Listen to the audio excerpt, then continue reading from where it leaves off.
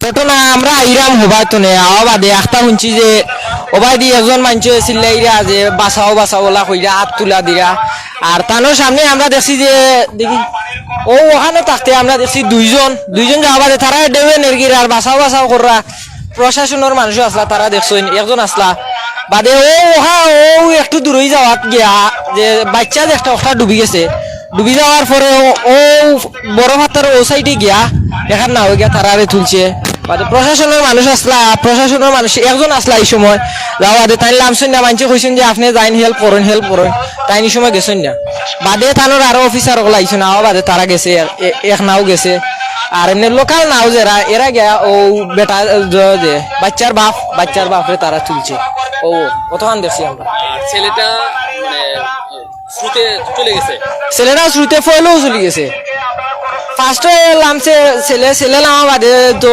দেওর মাঝখানো আসছে আওয়া বাদে তো বেলেন সারানি বাদে বাপরে ডাক দিছে ডাক দেওয়া বাদে বাপ আইয়া লামছে লামা বাদে বাপ আইতে ছেলে ডুবিয়ে বাপ ঠান্ডাতে আইসে আইয়ে একবার দৌড়ছে ঠিক আছে দৌড়া বাদে বাপও ডুবো আমাই গেছে হাওয়ানি বাদে বাদে ফুয়া ডুবি গেছে বাদে বাপর জানলি উঠানাটানি করছে বাদে বাপে আর কি সারি দিছে মনে হয় আর ও বাচ্চা ডুবি গেছে ডুবে বাদে মারা গেছে। দর্শক এই মুহূর্তে কিন্তু তাকে খোঁজাখুঁজি করছেন প্রশাসন, টুরিস্ট পুলিশ, গোয়েন্দাঘাট থানা পুলিশ এবং স্থানীয় ব্যবসায়ী যারা রয়েছেন তারাও কিন্তু খোঁজ করছেন। আমি একটু দেখাই যে বারবার বলা হয়েছে, গেল কয়েকদিন আগেও কিন্তু আমরা একটা ভিডিও পোস্ট করেছিলাম যে এরকম স্রোত থাকলে কখনোই নদীতে নামবেন না।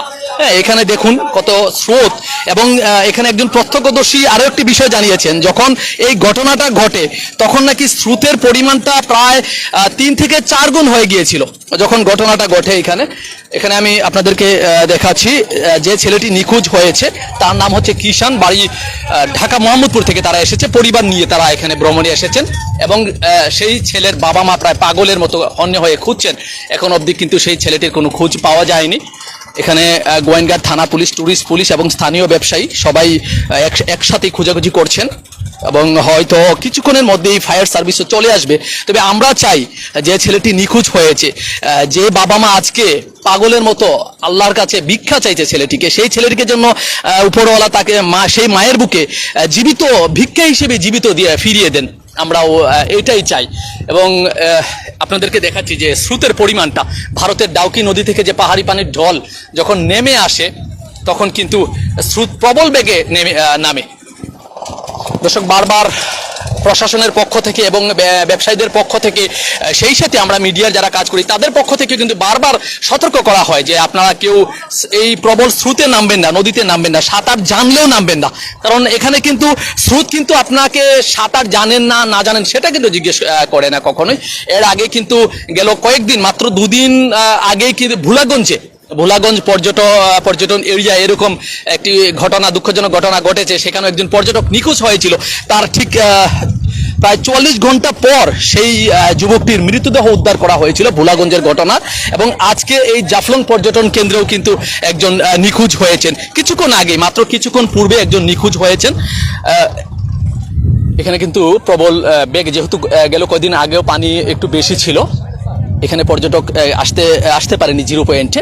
আজকে গেল 2 দিন ধরে পানির সংখ্যা কমে যাওয়ায় পর্যটকরা কিন্তু এখানে আসছেন এবং ভিড় করছেন। তবে বারবারই কিন্তু অনুরোধ করা হচ্ছে যে নদীতে যেন না নামে, এটা বারবারই কি অনুরোধ করা হয়। এখানে লাউড যে মাইক রয়েছে সেগুলো দিয়ে বারবার রিকোয়েস্ট করা হয়। আমরা একটু কথা বলবো এখানকার জাফলং টুরিস্ট ইনচার্জ জনাব রতন শেখ স্যারের সাথে। স্যার, আসসালামু আলাইকুম। ওয়ালাইকুম আসসালাম। ঘটনাটা অবগত আছেন? হ্যাঁ, যে আমি এখানেই ছিলাম। আমরা বারবার সকাল থেকে আমরা মাইকিং করছি। আসলে একটা দুঃখজনক ঘটনা ঘটছে যে যার সাথে ঘটনাটা ঘটছে, যে ছেলেটা আমাদেরই পুলিশ সদস্য, তারই ছেলে ব্রাহ্মণবাড়িয়ায় কর্মরত আছে টিআই হিসেবে। তার ছেলে এখানে পরিবার সহ আসছিল, 2 ছেলে নিয়ে। পরবর্তীতে এই জায়গাটাতে গোসল করতে যে পিতা পুত্র 2জন একসঙ্গে চলে যায়। পরবর্তীতে পিতা চেষ্টা করছিল সন্তান সহ চলে যায়, তার চেষ্টা করলে বাঁচানোর জন্য অনেক, কিন্তু সে নিজে 2জনে ডুবে যাচ্ছিল। পরবর্তীতে এখান থেকে নৌকা তাড়াতাড়ি নিয়ে তার পিতাকে আমরা আনতে পারছি, কিন্তু তার সন্তানকে আমরা আনতে পারিনি। ছেলেটা 9ম শ্রেণীতে পড়ে, ঢাকা রেডিসন মডেল স্কুলের 9ম শ্রেণী শ্রেণীর ছাত্র। এই যে তার বাবা ওই দাঁড়ায় আছে, দূরের থেকে দাঁড়ায়, ওই যে পাশে আর কি। এটি আর কি আমরা চেষ্টা করছি, স্থানীয় লোকজন যথেষ্ট চেষ্টা করছে।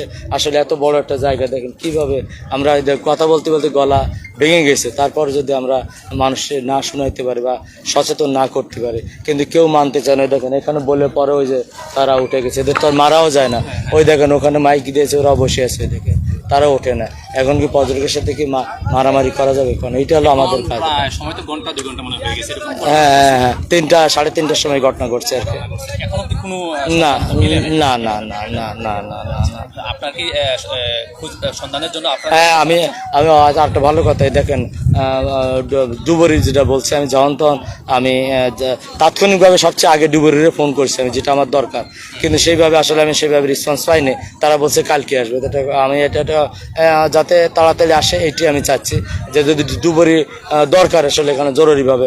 এখানে এই যে পানির স্রোত, যে স্রোত একটা পাথর চলে যাচ্ছে, এখানে তো মানুষ দিয়ে সম্ভব না, পেশাদারিত্ব নিয়ে উঠাইতে হবে, না হলে তো আমাদের কষ্ট। আমরা আছি যত সময় পর্যন্ত তাকে না উদ্ধার করে তত সময় পর্যন্ত আমরা এই নদীতে আসছি, আমরা স্থানীয়ভাবে থাকবো। গোয়েনঘাট থানা পুলিশ আছে আমার সঙ্গে, এবং সম্মানিত ওসি মহোদয়, তদন্ত সবাই আসছে, আশেপাশে সবাই চেষ্টা করতেছে যাতে তাকে দ্রুত পানি থেকে তুলে আনা যায়, এটি আর কি। না, ধন্যবাদ রাসেল বাবু। দর্শক, আমরা এতক্ষণ কথা বলেছিলেন জাফলং জোনের টুরিস্ট ইনচার্জ জনাব রতন শেখ স্যারের সাথে। কিছুক্ষণের মধ্যেই হয়তো গোয়েনঘাট থানার officer in charge K M Nazrul sir এবং অন্যান্য যারা পুলিশ সদস্য তারাও চলে আসবেন, যেহেতু সময়টা কিন্তু বেশিক্ষণ হয়নি। তো আমরা আশা করছি, আমরা যে কথাটি বলছি বারবার, যে আমরা খোদার দরবারে, আল্লাহ তাআলার দরবারে কিন্তু আবার দুহাত তুলে মোনাজাত করছি যে মা আজকে আপনাদেরকে দেখাতে পারছি না, উনি কিন্তু উপরে বসে আছেন, একেবারে প্রায় পাগল, মানে নিজের সন্তান, শুধু সন্তান করেই শুধু হাওয়া করে কান্না করতেছেন, একেবারে পাগল প্রায়। আমরা আল্লাহর কাছে দোয়া করব যেন যে ছেলেটি আজকে নিখোঁজ হয়েছে অচিরেই মায়ের বুকে ফিরে আসুক, আবারও মায়ের বুকে ফিরে আসুক। এখানে স্থানীয়রা আপ্রাণ চেষ্টা করছেন, প্রশাসন চেষ্টা করছেন, ব্যবসায়ীরাও চেষ্টা করছেন, সবাই কিন্তু চেষ্টা করছেন। তবে যখন স্রোতে ভেসে যায় তখন বাবা উদ্ধারের জন্য খুব আপ্রাণ চেষ্টা করেছিল।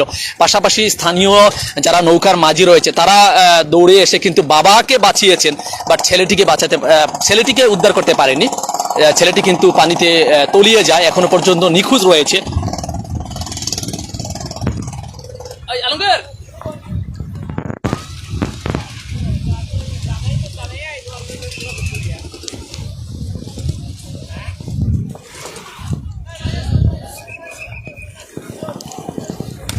দর্শক, আমরা বারবারই বলি যে এখানে টুরিস্ট পুলিশ বলুন আর গোয়েনঘাট থানা পুলিশ প্রশাসনের পক্ষ থেকে কিন্তু বারবার সতর্ক করা হয়, এবং আমরা মিডিয়ার পক্ষ থেকে বারবার সতর্ক করা হয় সেই মায়ের কুলে যেন জীবিত ফিরে আসে এই ছেলেটি। আমরা পরবর্তী আপডেট আপনাদেরকে জানাবো। তো সেই পর্যন্ত সবাই ভালো থাকবেন, সুস্থ থাকবেন। আবারও বলছি, জাফলংয়ে যারা বেড়াতে আসবেন, আসলে দেখুন, এই প্রকৃতির কোনো দোষ থাকে না, দোষ তো আমাদের নিজেদের থাকে। আমরা নিজেরাও হয়তো অনেকটা অতি উৎসাহী হয়ে যাই। প্রকৃতি কিন্তু তার সঠিক নিয়ম মেপেই সে চলাফেরা করে। এখানে যে পানির স্রোতটা দেখতে পাচ্ছেন, এটা কিন্তু তার যে নিয়মে চলার কথা সেভাবেই চলছে।